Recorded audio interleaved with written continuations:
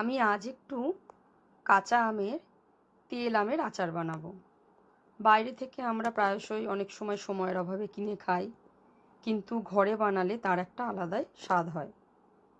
আমি এখানে 3টে বড় সাইজের আমকে চোকলা ছাড়িয়ে এই শক্ত আমের আটিটা যে থাকবে এই রকম রেখে টুকরো টুকরো করে কেটে নিয়েছি।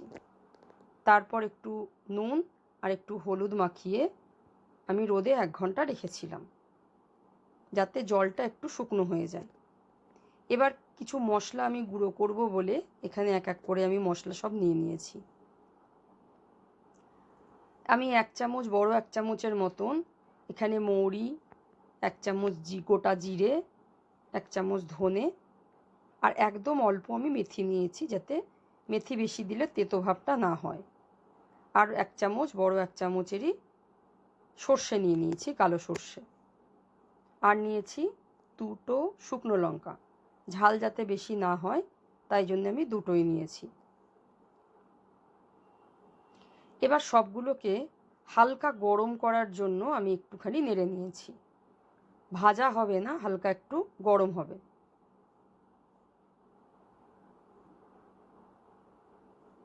সবগুলো এরকমভাবে হালকা গরম করে নিয়ে আমি এবার এগুলোকে একটু গুঁড়ো করে নেব। মিহি গুঁড়ো করব না, আধ ভাঙার মতন গুঁড়ো হবে। এই রকমভাবে আমি গুঁড়ো করে নিয়েছি।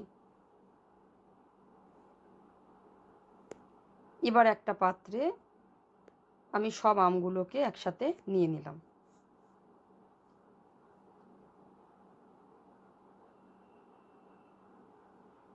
এবার তার মধ্যে আমি অল্প একটু পরিমাণ মতন আর নুন দিয়েছি।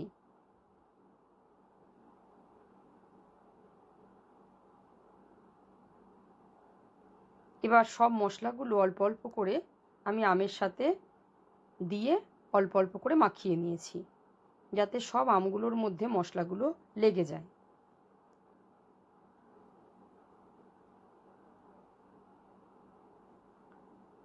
সব মশলাগুলো একবারে দিয়ে আমি ভালো করে আমের সঙ্গে মাখিয়ে নিয়েছি। মশলা যেহেতু একটু বেশি লাগে সেই জন্য সব মশলাই আমি দিয়ে দিয়েছি। এবার এর মধ্যে আরেকটু আমি হলুদ গুঁড়ো আর একটু কাশ্মীরি লঙ্কার গুঁড়ো দিয়েছি, যাতে একটু কালারটা সুন্দর হয়।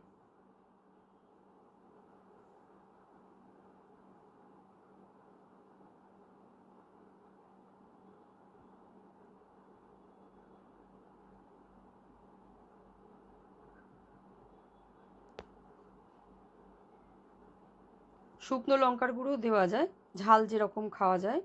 আমি কাশ্মীরি লঙ্কার গুঁড়োটা দিয়েছি কালারটাই শুধু হওয়ার জন্য। এবার সব মাখানো ভালো করে হয়ে গেলে আমি একটি কাচের বয়েমে এগুলোকে সব ঢেলে নেব।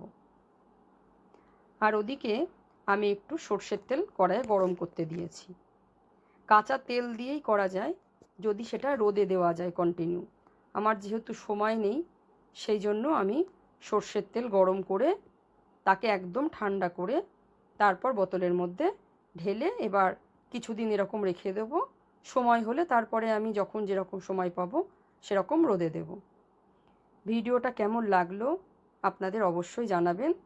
ভালো লাগলে একটা শেয়ার করে দেবেন আর কমেন্ট করে অবশ্যই জানাবেন কেমন লাগলো। আর ভালোবেসে পাশে থাকবেন।